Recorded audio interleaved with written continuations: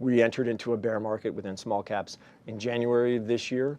It has been a pretty significant correction in the overall market, starting really in June of last year for a variety of different reasons. But it has been pretty painful. And I think people are missing how deep the correction has been within the small cap space. In fact, if you look at the Russell 2000 through the most recent low in January, you would see that 75% of the Russell is off 20% or more from its 52-week highs, and the median is down 40%. So it's a pretty significant correction within the small cap space.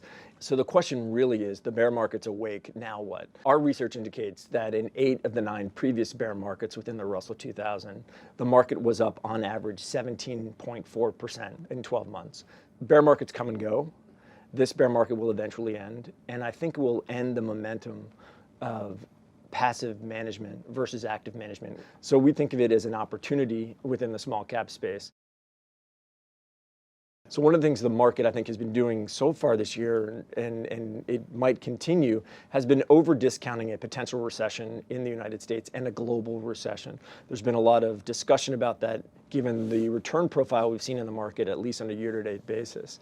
Many of the data that we see, at least from an economic perspective domestically here in the United States, would point us to the fact this is more of a growth scare or slowdown in certain portions of the overall economy and not a true slowdown or recession in the domestic U.S. economy. But we think that you're going to see more economically sensitive cyclical businesses tend to outperform going forward as we go through this period of slow economic growth to perhaps more, anemic economic growth. It's not a big change, but it's going to be significant in that I think you're going to see some of the manufacturing numbers, the industrial numbers in the United States start to do a little bit better than what the market is pricing in right now. And I think as that changes, that's going to be another positive for the cyclical versus non-cyclical companies within the overall market.